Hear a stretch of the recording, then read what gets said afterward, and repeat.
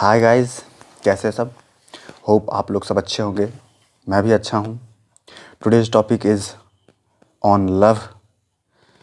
हम सब जानते हैं कि इस दुनिया में जितने भी जीव जंतु हैं सब में प्रेम भरा हुआ है। पशु पक्षी मनुष्य पेड़ पौधे सब जगह प्रेम ही प्रेम है। ये प्रेम न होता तो शायद ये संसार न होता। तो लव इंडीड इज़ इम्पॉर्टेंट।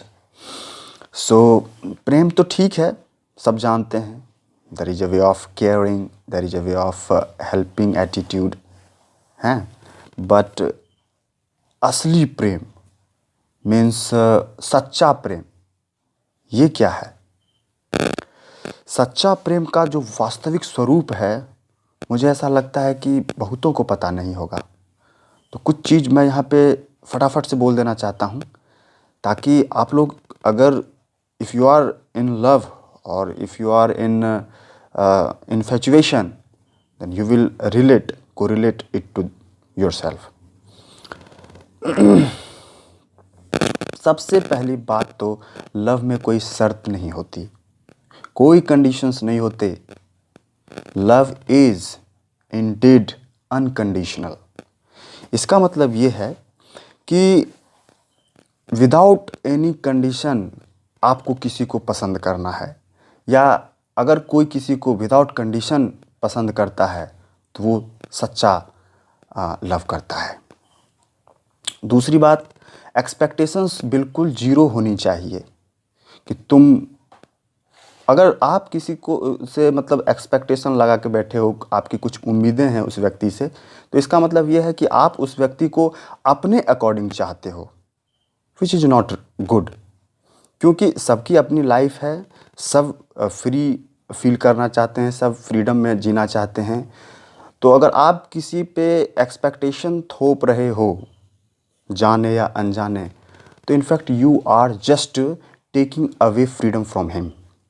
मतलब अब वो उसकी लाइफ नहीं रही, अब आप चाहते हो कि वो आपके अनुसार वो जिए ज़िंदगी अपने, which is not good, which is not at all good from my point of view.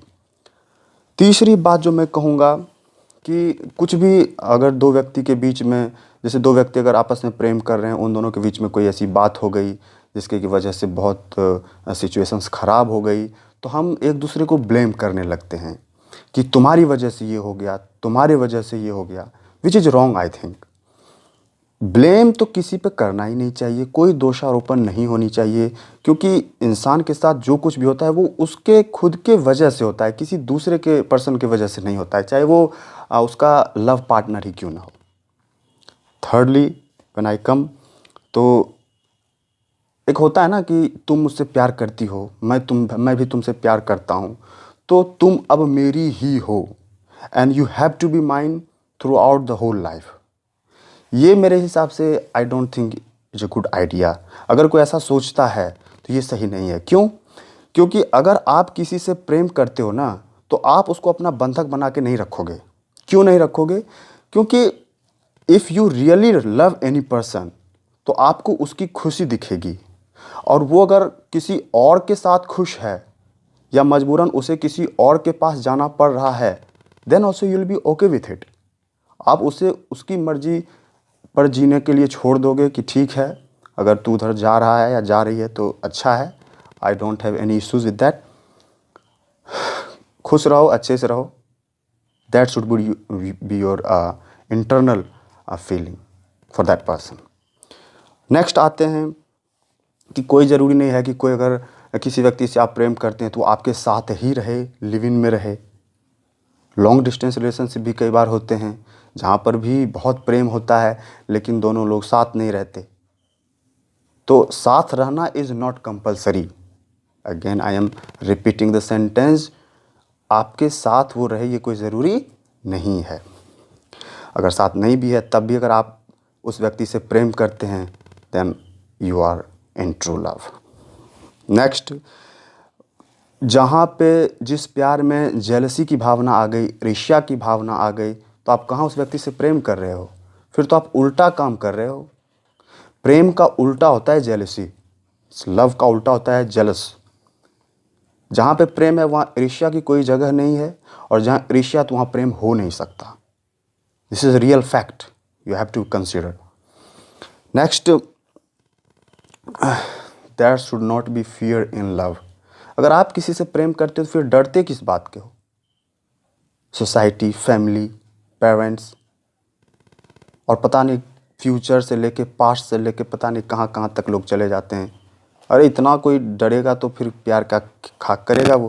फिर आधी ज़िंदगी डरने में निकल जाएगी, और उसकी आधी ज़िंदगी फिर उस डर को जीतने में निकल जाएगी। तो there should not be any kind of fear. मेरा ऐसा मानना है कि डर को जीत करके ही, मतलब डर एक स्टेप है, उसके बाद वाला स्टेप लव है। अगर आपने डर को जीत लिया है तब आप लव के पास पहुँचे हो। तो कुछ इस मोटो से इंसान को चलना चाहिए। अगर किसी रिलेशनशिप में आपको ऐसा फील हो रहा है कि I am not okay with it, मतलब उस व्यक्ति से मैं परेशान हो गया हूँ, बहुत ही अजीब बिहेवियर उसका हो गया है, तो ये हो सकता है टेम्पररी भी हो। लेकिन अगर ये परमानेंट हो गया है, and if you are getting pain from that relationship, then I am damn sure that you are not in true love, और that person who is imparting you such kind of pain is not in true love with you। आपको ये बात consider करनी होगी। Next, अगर कोई आपसे प्रेम करता है तो वो आपकी केयर ज़रूर करेगा, आपका हाल ज़रूर पूछेगा, आपके साथ इन अ वे कांस्टेंट कांटेक्ट में ज़रूर रहेगा। लेकिन अगर कोई आपको इग्नोर कर रहा है, ज़्यादा अटेंशन आपकी तरफ नहीं दे रहा है, इसका मतलब he is not in love. और मतलब ऐसा आप कह सकते हैं कि वो आपसे प्रेम नहीं करता है। यू कैन से कि जस्ट टाइम पास चल रहा है, तो यू कैन अंडरस्टैंड इट। और अगर उधर से बराबर रिस्पॉन्स मिल रहा है, बराबर केयर मिल रहा है, बराबर टाइम और अटेंशन मिल रहा है, इसका मतलब ये है कि yes, he cares for you and he is there for you. अब जो बात मैं बताने जा रहा हूँ वो कास्टिज्म पे है, कि सपोज़ अगर इंटरकास्ट है, या उसका मतलब कुछ अलग अलग बिरादरी के लोग हैं, अलग सोसाइटी के लोग हैं, तो वहाँ पे थोड़ी मिसमैचिंग ज़रूर हो जाती है। तो अगर आप किसी से प्रेम करते हैं तो there is no space for this particular thing. Casteism कोई मैटर नहीं करता, सोशलिज्म कोई मैटर नहीं करता, और जहाँ तक बात फिजिक की है कि आउटर लुक उसका कैसा है, गुड लुकिंग है, बैड लुकिंग है, पता नहीं मतलब किस टाइप का है, या वो लड़की किस टाइप की है, उसका फिजिक कैसा है, ये सब मायने नहीं रखता। वो कहते हैं ना, लव इज़ ब्लाइंड।